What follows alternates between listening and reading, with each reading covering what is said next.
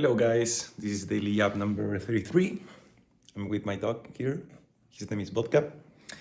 And today I want to talk about something that's maybe harsh to hear, but it's about the halo effect and an implication of it. So for anyone who doesn't know, the halo effect is a very real phenomenon that's been proven that says that traits are perceived as how to say more enhanced in attractive people. So say you take three people and the three play the exact same guitar solo.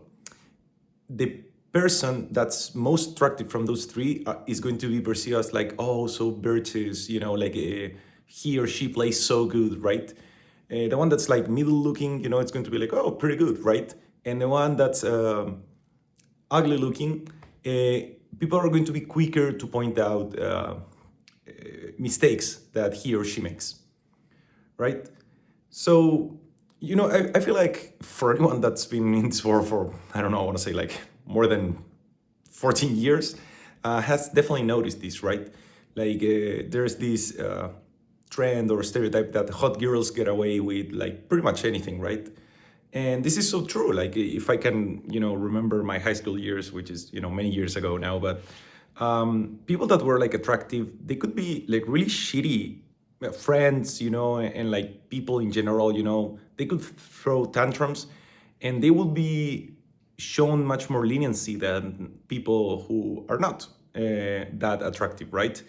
This is, why I feel like the whole like popular guy or popular girl leaves such a lasting impression in most people because we all experience that. I think in high school it's like exacerbated because when you go through high school you're an adolescent, and adolescents, the brain chemistry is not fully developed yet, so people have, how to say, like much more cruel tendencies sometimes, or like shitty behavior, just in general shitty behavior. Now, once again, this is not news to anybody. Like this is a pretty well-known phenomenon. And I was thinking, does the opposite thing happens? Like, do ugly people have like the contrary of the halo effect?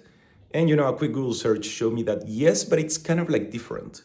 Because okay, if you are like a say like a middle and like very attractive, the person that's going to be more attractive for anything that he or she does, it's going to be feel like, oh my god, this is like so great, right?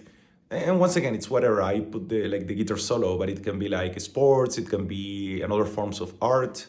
It can also be like the way that you socialize with people. So attractive people has this effect where like the same things are going to be perceived as much more virtuous. Now, when it comes to ugly people, it's not going to be like, oh, like whatever you do is like less impressive. I would say like someone that's ugly or like, once again, conventionally not attractive with someone that's like middle are going to be like about the same level. However, what's going to happen is that if someone is like really unattractive, really ugly, people are going to be much quicker to point out that the mistakes that they do, right? So, if you play it perfect, it's going to be like base level, it's like going to be like, once again, like ugly, middle, and like attractive. It's going to be like, oh, okay, good, good, oh, pretty good, right? Now, if you place something with imperfections on it, people are going to be like, oh, good, decent, and then like, oh my God, he or she made some mistakes. And once again, I feel like this is something that people kind of like know from, once again, like high school experience.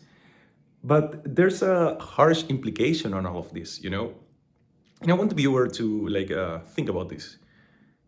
Given the fact that the halo effect is a thing, and also the opposite effect, like for ugly people or like not attractive people, I think it's called the horns effect. But once again, check me on that because it was really a quick Google search.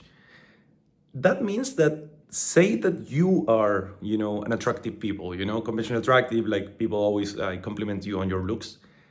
That means that if you based your judgment of how good you are about, well, pretty much anything that you do, that's probably overblown. Like the reality is that you're not that good at those things. And that's why I say that this is like a harsh observation, right?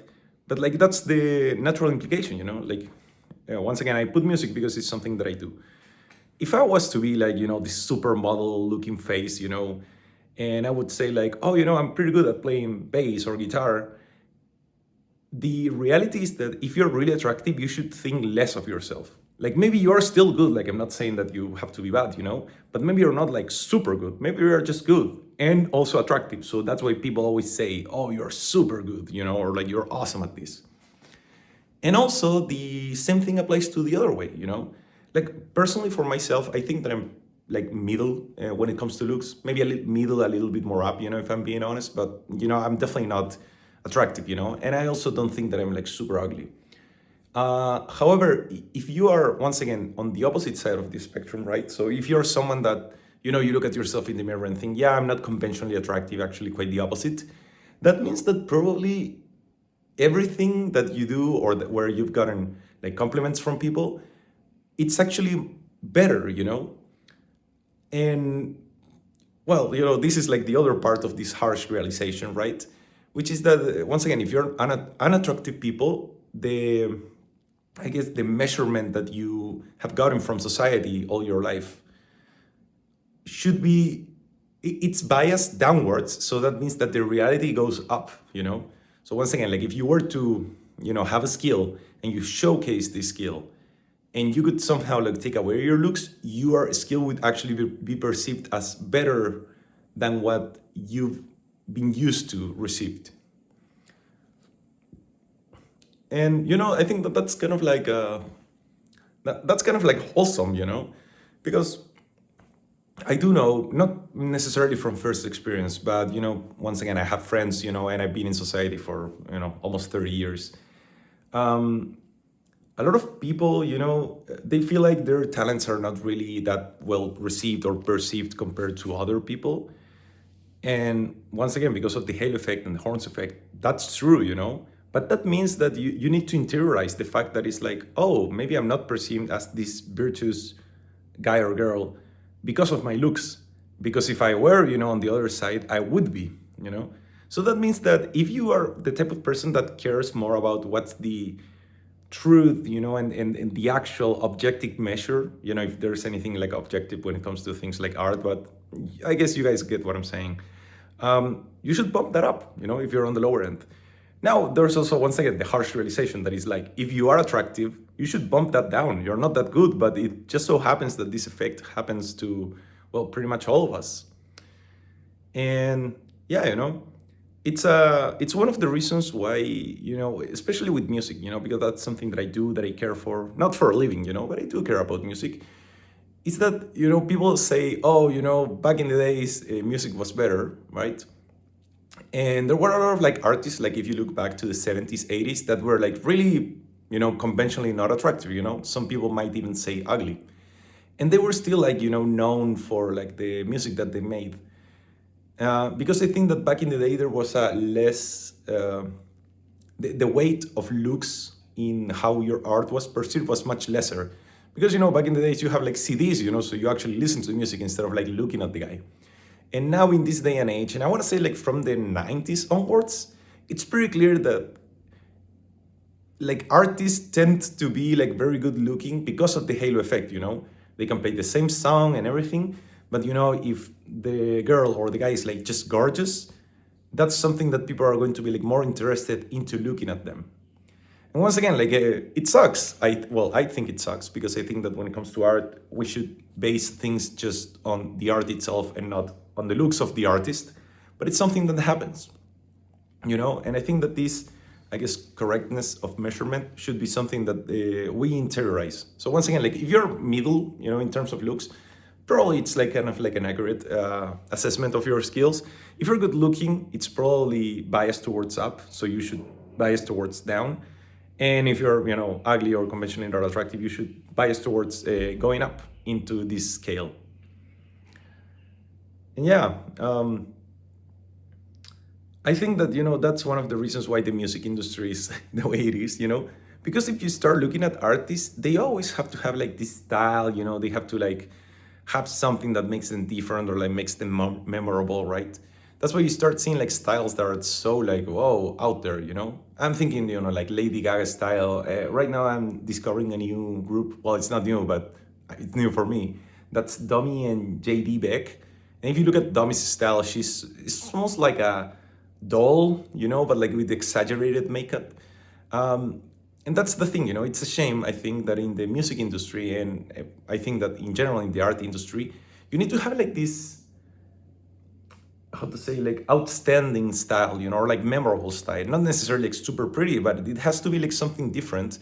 Because if you're a normal looking guy or girl, like me, um, like your music seems to be not enough unless you're like a virtuoso, of course, this goes like this assessment that I'm doing goes out when you're like, the top 1% of the top 1% in terms of like talent and the things that you do, but that's a shame, because then I think it's like, okay, for example, what about some artists that I've seen lately?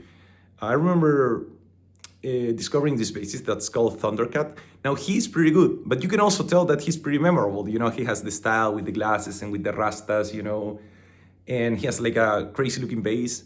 So it seems like for a long time, just being good at something, and like at the thing itself, it's not good enough. You also have to like, be outstanding in terms of looks. And once again, like I'm saying, this doesn't only happen with music, it also happens with sports. I was getting into a rabbit hole on this, and I saw what do you call it? The statement, or like the experience, sorry. The experience of some people, and she said, because she was a woman, she said like, it's crazy. I was in like a track and field team, and my scores were like objectively better than the other girl. However, she was more pretty and she was also more athletic looking. But how crazy is that? Because like athleticism, it's measuring your performance, or it should be measuring your performance, not on your looks. There's so many people that look athletic or like look sportsy and they are not. And also the other way, people that don't look that way, but they are. And it's crazy to me that this effect is so strong that it can also reach like those parts where performance should be like the only thing that matters, but it doesn't. Like once again, how crazy is that? Yeah, and once again, like it's a shame, it's a shame. And especially with social media, I feel like influencers lately fall into this so much more, right? I'm personally a lot into the fitness community, and it's crazy because like the influencers that actually make it big is because they look the part more than from the knowledge that they have.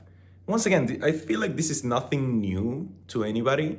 It's a shame that the world is like this. It seems that people are shallow, but more than people are shallow, like individuals, the thing is that with effects like this, like the halo effect, you see the real consequences of this when you are talking about populations.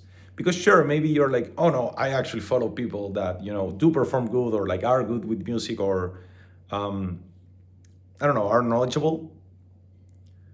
However, when you're taking entire populations, that's when the effect amplifies. You know,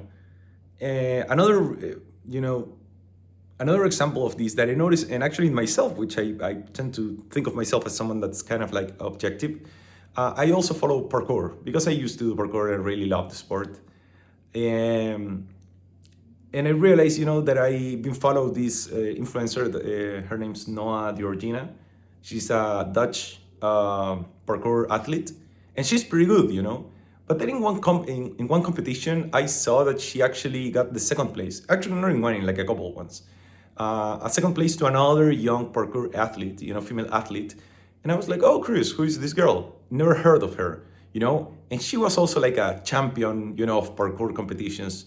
She constantly plays like better than this other girl. But of course, because Noah is like this tall, blonde, blue eyes, pretty girl, she had like millions of followers. And the other girl who was actually better, and she also did content, only have like tens of thousands.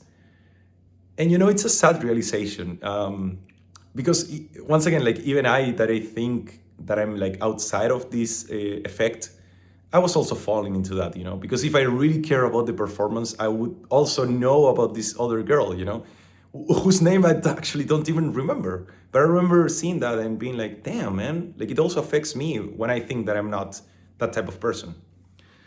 So yeah, I mean, to wrap the video, beware of the halo effect and the implications. If you're an attractive person, probably your performance or the perceivedness, it's been bloated, by your looks. And also go the other way, like if you're not particularly attractive and you still get attention, that means that you're probably even better than what you are. And With this information, do what you want. But it's like I always say, I care about the truth, and I think that this is a realization that we should know, not just for ourselves, but also for other people, right? Like if you follow someone and that person happens to be attractive, probably your perception about them, it's a little bit overblown as well, based on the looks. Even if we don't want to admit it or say that we don't, once again, it's a proven effect, And when it comes to populations, it's very likely that we do that at one point or other in our lives. So yeah, anyway, I don't have anything else to say about this. This has been Daily App number 33. I'll see you guys in another video.